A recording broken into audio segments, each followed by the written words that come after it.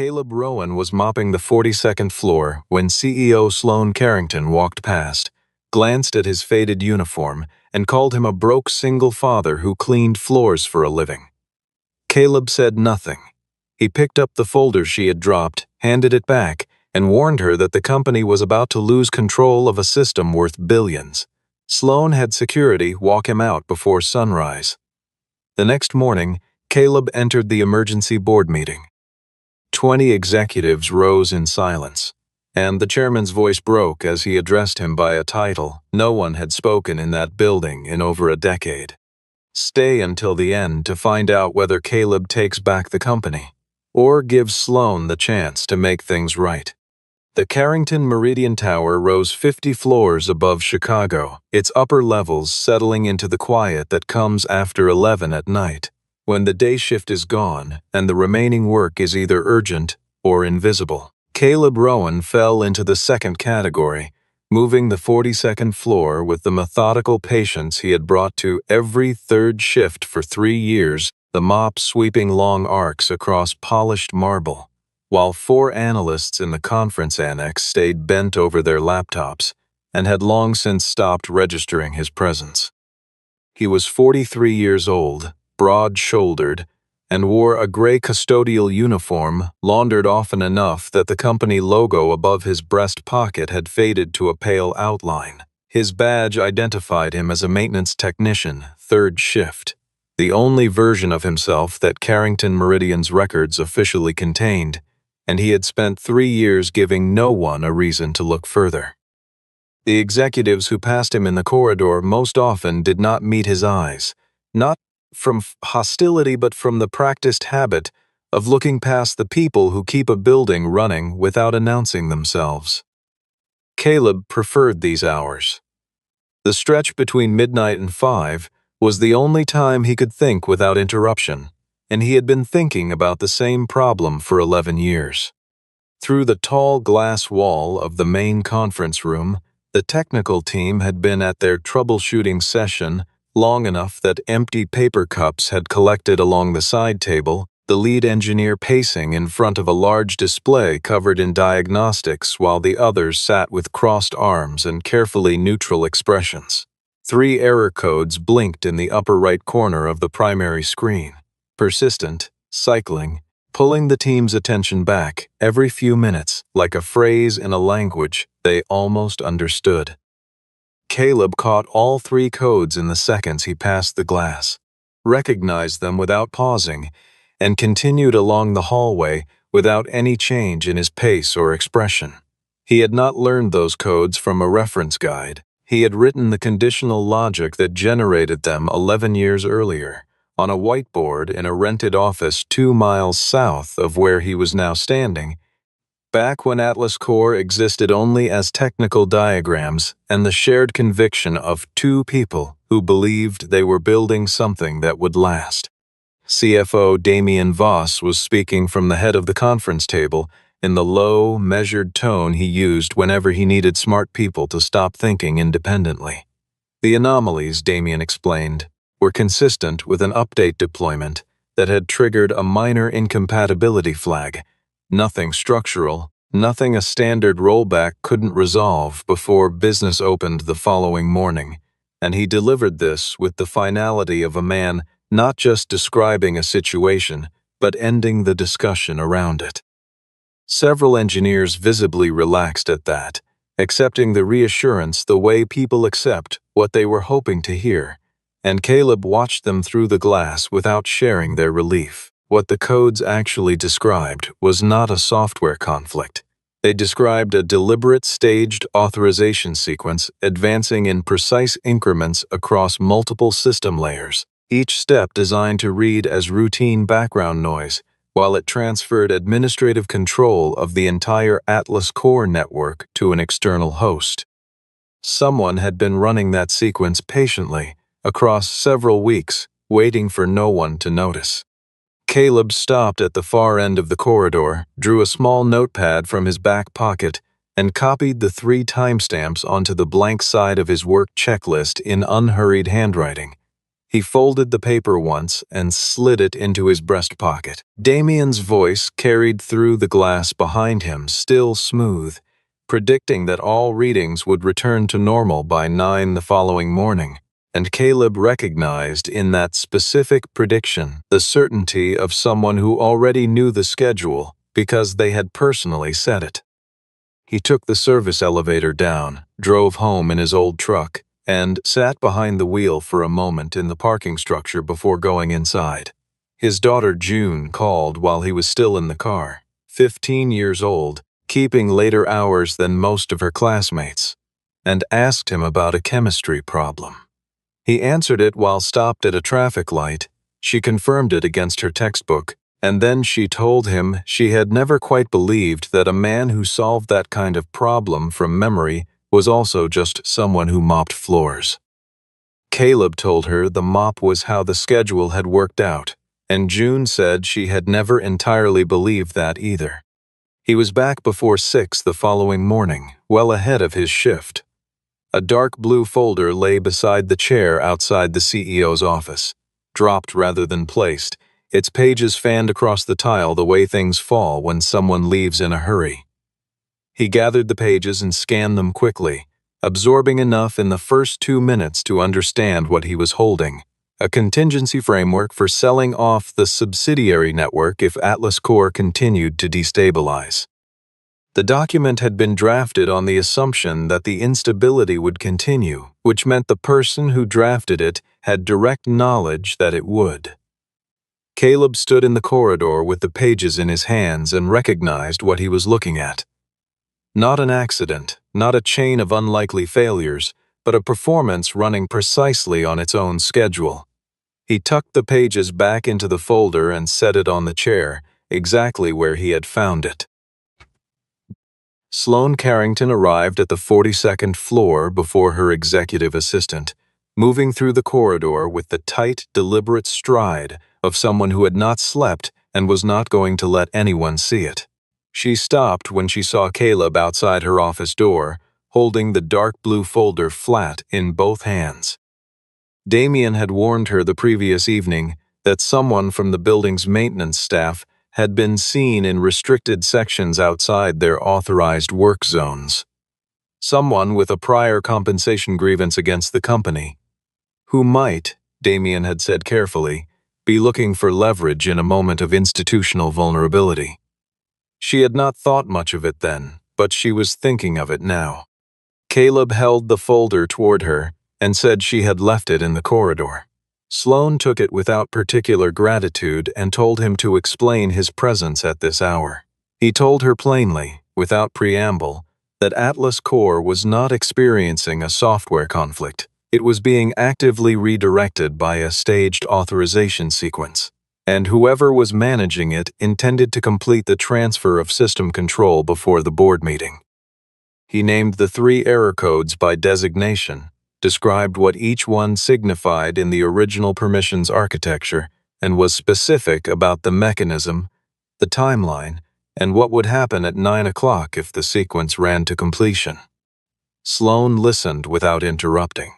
Damien stepped out of the conference room then, saw Caleb, and let his expression shift into the particular look of reluctant recognition he used when he needed people to trust his assessment of someone else. He told Sloane he knew this man. His name was Caleb Rowan. He had worked building maintenance for 3 years, and before that he had submitted a formal compensation claim against the company, alleging intellectual property he said he had been denied. Damien described him as someone with a documented frustration toward the Carrington organization, who understood the technical systems well enough to sound credible, and who had chosen a moment of genuine corporate vulnerability to insert himself into a position of apparent authority. He kept his voice regretful rather than accusatory, which was the more effective choice. Sloane made her decision before Damien finished speaking. She had grown up in a world where access was the primary indicator of legitimacy, and a man in a worn uniform with a detailed story about a system crisis matched no version of that pattern. She looked at Caleb with the assessing expression she used for unfamiliar variables, and then, in front of her assistant, 2 security officers, and 3 managers who had come up the corridor behind her, said clearly and loudly that what she saw was a man who cleaned floors for a living, who was raising a child alone on a maintenance wage, and who appeared to be hoping that a moment of corporate difficulty would provide an easier path to money he had not earned. She used the word broke. She used the word janitor. She was precise and loud enough that everyone within range understood exactly what she meant. Caleb held her gaze for a moment after she finished. He asked, in a level tone, whether she knew who had written the first lines of code in Atlas Core. She said her father had built that system. Caleb said that was the version of the story her father had paid to have people remember. Sloan told security to revoke his access and escort him out. In the elevator, Caleb told the officer beside him that Atlas Core would lock every subsidiary off the network at 9 that morning. The officer said nothing. At 8:59, every screen on the executive level went dark at once. Atlas Core stopped accepting commands from the central administrative interface at 2 minutes past 9, and the failure did not come in stages. It came all at once, a single disconnection that took the entire subsidiary network offline simultaneously, and left operations teams at 20 companies across 9 states facing locked systems that would not respond. Logistics queues froze mid-cycle. Financial processing halted. Personnel access systems reverted to manual procedures most locations had not used in years. By 9:30, the central support line had exceeded capacity and was routing overflow to voicemail boxes no one was monitoring. The building's technical staff moved through the executive floor with the controlled urgency of people trying to appear calmer than they were, and Sloan stood at the head of the conference table absorbing damage estimates with the stillness of someone who has decided not to be seen panicking. Damien Voss moved past the initial shock with remarkable speed and was already presenting a response framework before the first hour had elapsed. The failure, he argued, was consistent with a sophisticated external attack. Exactly the kind of event that required a specialized emergency recovery partner rather than the company's existing technical resources. He placed a summary on the table describing the services of a firm called Voss Capital Partners, presented as an independent advisory group with no prior relationship to Carrington Meridian and a strong recovery record. Sloan was studying the summary and preparing to ask about mobilization timelines when Lila Brooks set her copy of the proposed emergency service contract flat on the table and said she needed everyone to pause. Lila had been Carrington Meridian's new general counsel for just under 3 months, and she had spent a meaningful portion of those months cataloging the gap between what Damien Voss said in meetings and what the underlying documents actually contained. She pointed to a clause buried in the contract's 3rd addendum granting Voss Capital Partners the right to assume operational control of any Carrington Meridian asset that failed to demonstrate functional recovery within 72 hours of engagement. Benchmarks defined entirely by Voss Capital's own assessment criteria, which meant the firm would evaluate its own performance against standards it had written. This was not a service agreement, Lilasa said. It was a conditional transfer instrument. If recovery failed or was allowed to fail, Voss Capital Partners would acquire legal authority over assets worth several times the quoted fee. Sloan set her pen down. She thought about the man in the gray uniform who had named the exact failure time 12 hours before it happened. She told her assistant to find Caleb Rowan. The assistant came back 15 minutes later to report that the building's maintenance contractor had already terminated his employment at the direct request of the facilities management office. A request submitted, the records showed, by the CFO's administrative team, filed before the system failure completed. Caleb was at his kitchen table when June came in and stopped when she saw the metal case he had placed there, flat, gray, old, with a combination lock on its clasp that she had seen once as a young child and had been told not to touch. She sat across from him without speaking and watched him open it carefully.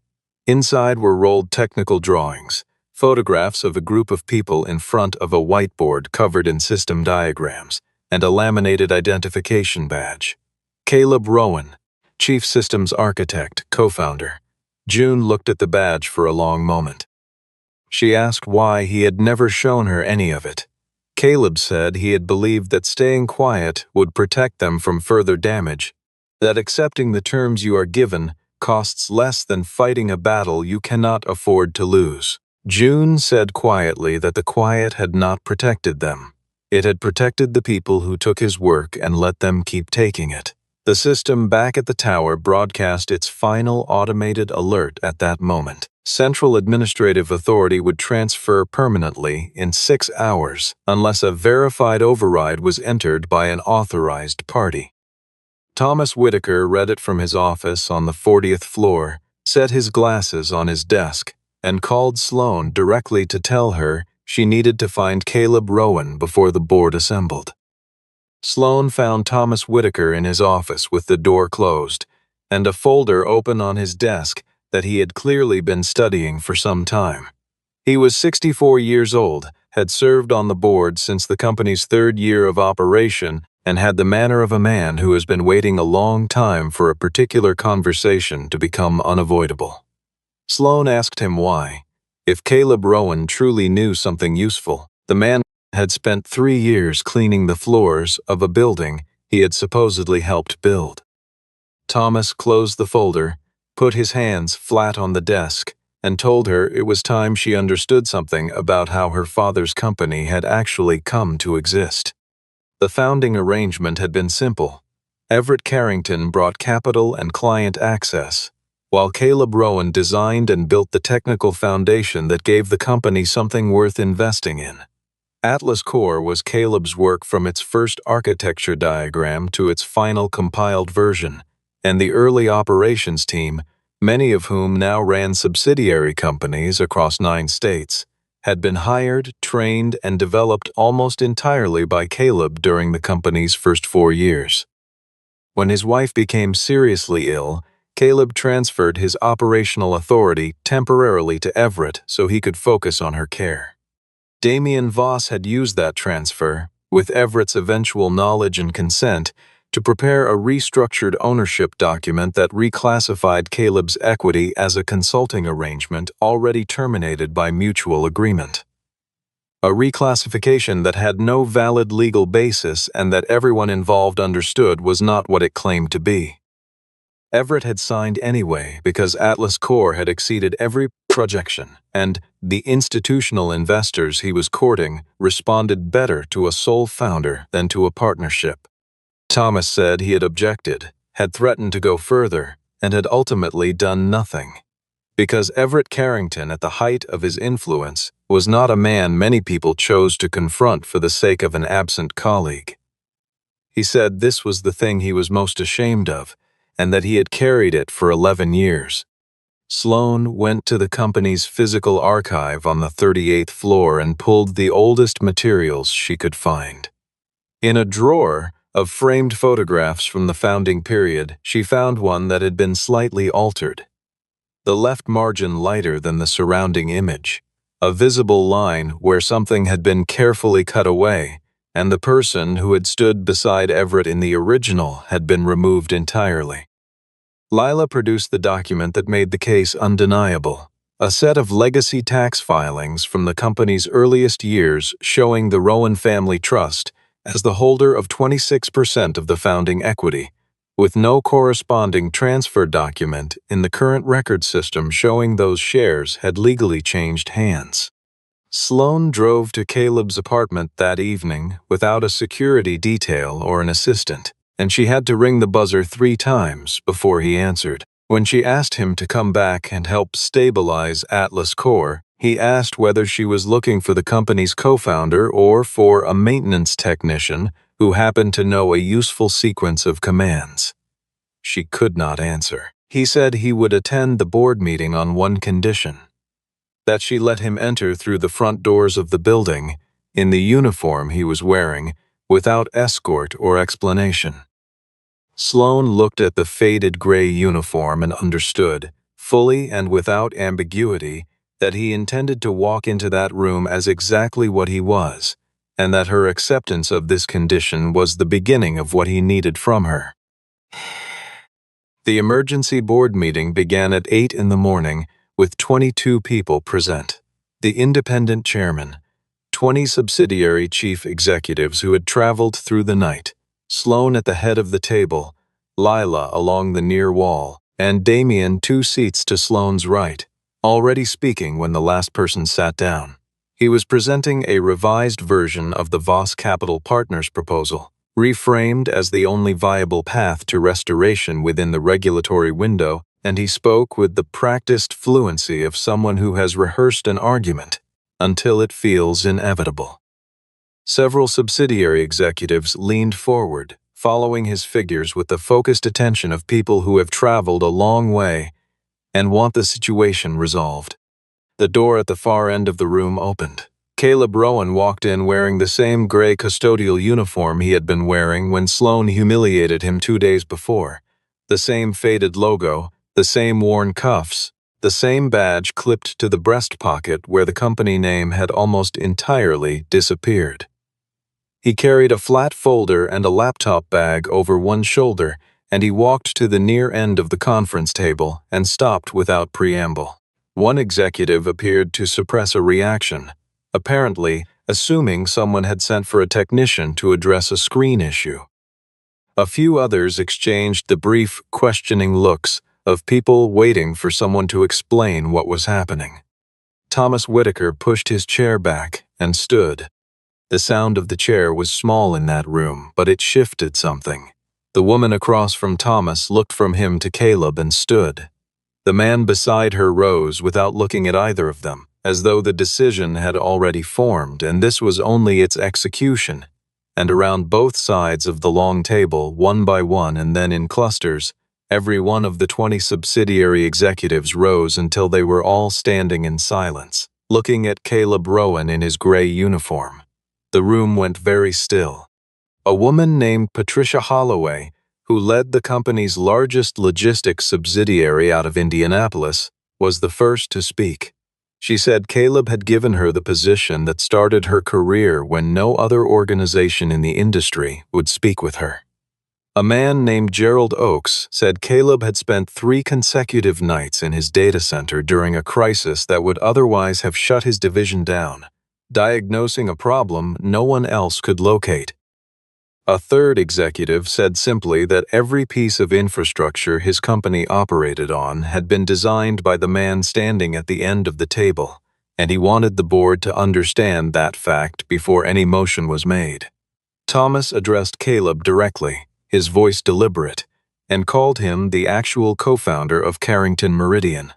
Not a courtesy title or historical sentiment, but a statement of legal and technical fact he intended on the record. Damien moved quickly to reframe what was happening as a collective emotional response that should not override sound financial planning in a crisis. Caleb set the flat folder on the table and opened it to the first page. The original Atlas Core architecture diagram, its file metadata showing a creation date 11 years earlier, carrying a digital signature that predated every corporate filing Carrington Meridian had ever submitted to a regulatory body. He explained at the same measured pace that Atlas Core had not been attacked from an outside source. An administrative account with elevated permissions had been executing a controlled transfer sequence across several weeks, moving system authority toward a private server infrastructure registered to an entity called Voss Capital Partners. He could stop that sequence, but only if the board authorized emergency activation of the Founder Protection Clause embedded in the original Articles of Incorporation, a clause never legally voided, which would restore the Rowan Family Trust's voting rights for the duration of the crisis. Damien said Caleb had manufactured the crisis himself to create exactly this situation. Damien placed a printed access log on the table with the timing of someone who had prepared it before the meeting began, which was itself a detail worth noting. The log showed a maintenance access badge registered to Caleb Rowan entering the server infrastructure corridor on 3 specific evenings. each one falling within the windows when Atlas Core had first reported unusual activity, each time-stamped with the careful legibility of a document intended to be persuasive at a glance. Damien pointed to the entries and asked the room to reason plainly. The one person who understood Atlas Core better than anyone currently on staff, the one person with documented reason to feel wronged by the Carrington organization, had been present in restricted areas on the exact nights the damage was done. Some executives who had been standing sat back down, not all of them, but enough to shift the weight of the room. The evidence was not conclusive, but it was coherent, and coherent evidence carries particular force in a crisis when a financial deadline is approaching and people want a recognizable shape to hold on to. Sloane sat with her hands flat on the table, looking at the access log, then at Caleb, then at the log again. She had begun to believe him, but 48 hours of observation is not the same as trust that holds when someone sets a printed document in front of a room and puts your name at the center of it. Caleb did not argue with the document's existence. He asked, in a near-conversational tone, whether he could examine the complete raw log file rather than the printed summary, the full entry record across all access points for the relevant period, not only the subset Damien had provided. Damien said supplementary data would only introduce unnecessary complexity when the relevant entries were clearly visible. Caleb said the difference between a summary and a complete log is the same as the difference between what someone wants to show and what actually happened, and that these are not always the same document. After a pause long enough to function as its own kind of answer, Sloane authorized Lila to pull the raw file directly from the security system. The complete log resolved the question clearly. On each of the 3 evenings Damien had highlighted, Caleb's badge had registered entry into the server corridor at one timestamp while simultaneously registering activity at a service elevator panel on a different floor. A physical impossibility, indicating the access code had been duplicated and used by a second person while the original was in use elsewhere. The log also showed that the administrative account responsible for the transfer sequence had made its most significant changes during a 4-hour window on a Saturday, when the maintenance staff did not work. Caleb pointed to one additional detail.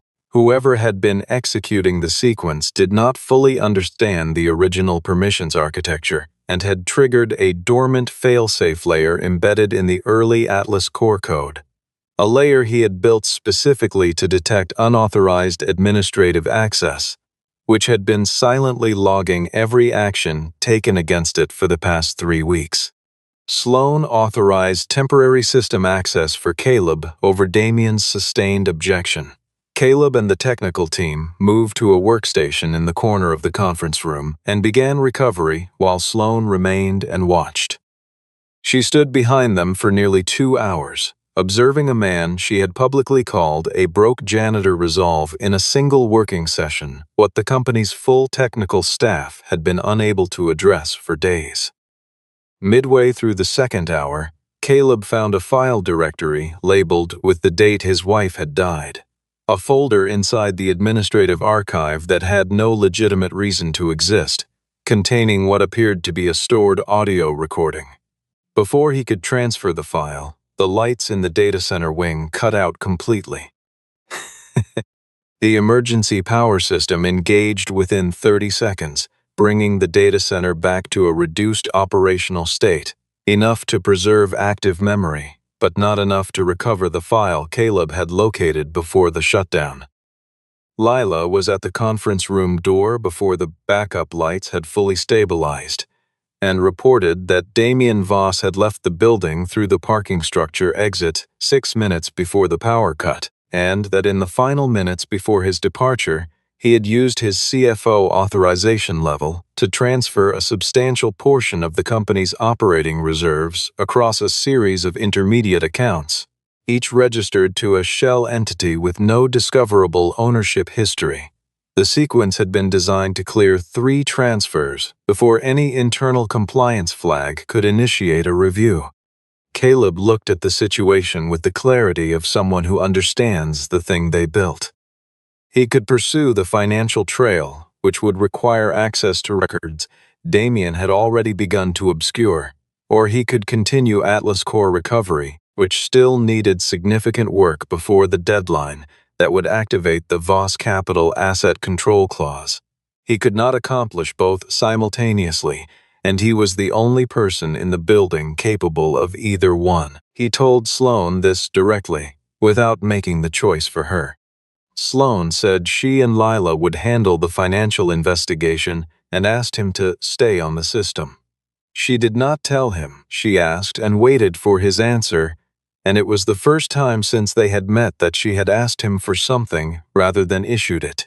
He agreed and turned back to the terminal. In the physical archive Everett had maintained in a locked room on the executive floor, Sloan found, in a folder of personal correspondence kept separate from the business records, an unsealed envelope in her father's handwriting addressed to Caleb Rowan, pressed shut but never sent, the paper inside stiff with age. She read it standing at the shelf. Everett had written the letter during what appeared to be a serious period of reflection, acknowledging that the document restructuring Damien had arranged had given Caleb's equity position a classification that was not valid, and that he had understood this at the time and chosen to allow it because Atlas Core had exceeded every projection, and he had wanted the full weight of that success to belong to the Carrington name. He wrote that he had watched Caleb working in the building's maintenance department for 2 years before quietly arranging for him to be hired, so that Caleb would at least have stable employment near the work he had created. He also wrote that Damien had been making decisions in recent years that Everett no longer felt confident he could limit, and that he was afraid of what Damien would do with the company once he was no longer present to constrain him. The letter had never been sent. Sloan carried it back to the conference room and set it in front of Caleb without speaking. He read it twice, set it down, and was quiet before looking at her. He asked why her father had kept it rather than sending it. Sloan said she believed her father had been a man who understood the difference between right and wrong clearly enough to write it down, and who had spent most of his life choosing wrong whenever wrong was more convenient, and she could not find a more generous framing than that. She offered a direct apology for what she had said in the corridor in front of her staff, and Caleb said the apology would carry more weight if she was willing to repeat it in the same place, to the same people, once the crisis was resolved. Sloan said she would. The system panel updated at that moment to show Atlas Core recovery at 70% and displayed a new alert. An encrypted deletion command had been scheduled to execute in 3 hours, targeting the full decade of operational backup records. Caleb stepped back from the terminal and told the technical team to hold the current recovery state. He explained that the deletion command could not be executed and could not be overridden without authorization at the root level, and that root-level authorization required a 3-part encryption key he had divided deliberately at the time of Atlas Core's original deployment, split into 3 components and distributed to 3 separate custodians as a structural safeguard against any single person gaining unilateral control over the system's most critical functions. Without all 3 components present and combined, neither the deletion command nor any counter-authorization could proceed. He had designed it this way because he had understood from the beginning that the greatest risk to any large system is not external attack but internal betrayal. Caleb held one component. Thomas Whitaker raised his hand with the deliberateness of someone who has decided the cost of continued silence exceeds the cost of admission. He said Damien had come to him 4 years earlier, requesting his component under the representation that the board had authorized a routine administrative consolidation, and that Thomas had handed it over without asking for the written authorization that should have accompanied such a request. He also said that before doing so he had made a backup copy, kept in a personal document safe in his office since that day, because something about the request had felt wrong enough to justify the precaution. The third component had been held by Everett Carrington. Sloane understood what this meant before Caleb finished explaining it. She reached into the inside pocket of her jacket and placed on the table the commemorative silver watch she had carried since the estate was distributed, a heavy piece with an engraved case back that she wore every day as a way of staying connected to someone she was still grieving. Caleb told her that in the early version of the system, Everett had concealed his key component inside the watch's case back, encoded on a strip of material behind the movement, because he had trusted physical objects over digital files and had considered this particular watch to be secure. He said this as gently as the situation allowed. Sloane held the watch for a moment. She set it face down on the table, picked up a small tool from the technician's kit, and broke the case back open with 2 deliberate strikes. The key component was there, a strip of encoded material, slightly yellowed but intact. She picked it up without examining it and handed it to Caleb. The 3 components were combined and entered into the root authorization interface, and the deletion command suspended. Full recovery of the backup records began immediately. While the restoration ran, Caleb's phone rang from a number he did not recognize. He answered and heard Damien's voice, controlled, businesslike, offering a specific arrangement. The deletion would be permanently countermanded in exchange for Sloane's agreement to terminate Caleb's involvement, execute the Voss Capital contract, and ensure that the historical account of the Carrington family's role in founding the company remained the official record going forward. Caleb relayed the offer to Sloane without editorializing. She walked to the internal broadcast terminal at the front of the room, turned it on, and began speaking. Not the statement Damien had prepared, but a detailed and specific account of the Voss Capital scheme, the financial transfers, and the fraudulent document restructuring that had removed a co-founder from his own company 11 years ago. She named the mechanisms, named the amounts, named the decisions, and spoke without stopping until she had said all of it. Atlas Core came fully back online 11 minutes before the contractual deadline, all 20 subsidiary systems reconnecting in sequence, and the full decade of backup operational records confirmed intact. Lila coordinated with outside regulatory contacts and provided the financial forensics team with the documentation she and Sloane had assembled, the shell company registrations, the transfer timestamps, the correspondence connecting Voss Capital partners directly to accounts under Damien Voss's personal control. Damien was located in the parking area of a regional airport 40 miles south of the city, and detained before reaching the departure level, the process handled efficiently by the relevant authorities. The company's stability was not immediately restored by these events. Sloane's broadcast had moved beyond the building's walls within the hour, and the market's response to a sitting CEO confirming CFO misconduct and acknowledging that the company's founding history had been materially misrepresented was immediate and severe. The board convened an emergency session before noon. One faction argued that Sloane had demonstrated precisely the kind of disregard for institutional stability that disqualified her from leading a publicly traded company.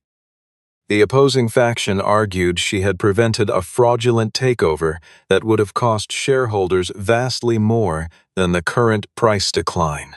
The vote was not conclusive in either direction, and both sides understood the outcome now depended on a single additional voice. The Founder Protection Clause had restored the Rowan Family Trust's voting rights for the duration of the crisis, and the crisis had not yet been formally declared resolved. Caleb's restored vote was sufficient to determine the outcome, and every person in the room understood it, and no one said it to him directly because saying it directly would have required acknowledging what the clause's existence implied about the company's founding. Sloane did not advocate for herself. She said, without visible emotion, that Caleb had the right to choose whatever outcome he believed was appropriate given what his family had been denied by hers, and she would not ask him to protect a position she might not deserve. Caleb was quiet long enough that several people shifted in their seats. He then said he was voting to retain Sloan Carrington as chief executive on a one-year conditional basis, subject to 3 requirements: the establishment of an independent overstructure with genuine authority and no reporting relationship to the CEO, the full legal restoration of all equity and intellectual property rights belonging to the Rowan Family Trust, and a third-party review of every major contractual and personnel decision made during Damien Voss's tenure. He said he was not doing this because Sloan had not made serious errors. She had, and the consequences had affected real people. He was doing it because she had chosen to tell the truth at the exact moment when a comfortable lie would have preserved her position entirely, and that particular choice, made under genuine pressure with full awareness of the cost, was among the rarer things a person in authority could demonstrate. He also said that Carrington Meridian had operated under the exclusive control of one family for long enough, and that replacing that monopoly with his own would not constitute an improvement. Thomas asked whether Caleb would accept a formal board role. Caleb said he would accept the chairmanship of a newly established Ethics and Systems Integrity Panel, which would give him authority over the oversight structure he had required, and a flexible schedule that allowed him to be present when June needed him.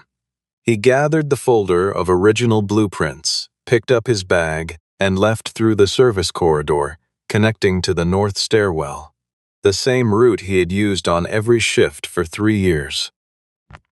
Sloan found him on the 42nd floor just before 7 that evening, finishing the last section of corridor that fell within his former maintenance zone. She had come alone and stood at the end of the hallway for a moment before walking toward him. She asked why he was still cleaning, given everything that had changed since morning. Caleb moved the mop around the base of a column before answering. He said there was nothing dishonorable in this work, that it kept things clean and functional, that the people who did it every night, while the rest of the building was empty, were performing something real and necessary, and that what deserved examination was not the work itself but the ease with which certain people in authority had trained themselves not to see the people performing it. He said this without bitterness, the way a person states something they have thought about long enough that it no longer needs decoration. 3 days later, Sloan stood before the assembled staff of the headquarters in the main atrium and offered a public apology to Caleb Rowan. She did not describe what had happened as a misunderstanding or a reaction to bad information or a decision made under pressure. She said she had looked at a man based on his clothes and his circumstances and formed a judgment about who he was that had no actual basis in fact, and she had been wrong. She said this in the same atrium, in front of many of the same people, where the original exchange had taken place. Caleb was present and accepted her words with the directness of someone who takes an apology seriously enough not to dismiss it, and who also understands that trust and apology are different processes that run on different timelines. 6 months later, the company's financial position had stabilized at a level that surprised many analysts. The Rowan family's equity and patent rights were formally restored through a legal process that Lila managed without public disruption. Caleb declined every offer that would have placed him in a large office with an administrative staff, and instead formally established the Rowan Technical Fellowship, a training program designed to identify and develop talented people from non-traditional professional backgrounds into engineering and management roles within the Carrington Meridian network. The 20 executives who had stood in the conference room became the program's founding mentors, each of them accepting before being asked a second time. Caleb took the chairmanship of the Ethics and Systems Integrity Panel, maintained a schedule that let him be present for June, and visited the Fellowship Training Center with a regularity that had nothing to do with formal obligation. On the evening of the Fellowship's first cohort graduation, held in an auditorium across the street from the tower, Caleb walked in through the main entrance with June beside him. The 20 executives who had traveled to be there rose from their seats as he entered. Not at anyone's instruction, simply because it was what they did when Caleb walked into a room now, the same thing they had done in the conference room on the morning that changed the company. He raised one hand and shook his head, and they sat back down. He walked to the front of the room and asked the building's maintenance staff, the security officers, and the catering team to take the first 3 rows of seats. When they had settled, he looked across the full auditorium and said that there was no such thing as work that diminishes a person, only the assumption, held by those with a certain kind of power, that they have been appointed to decide which work does. Sloane stood in the last row of the auditorium, where she had once walked past a man pushing a mop and reduced him to a uniform and a wage, and she understood at last that the only thing the uniform had ever contained was the person wearing it.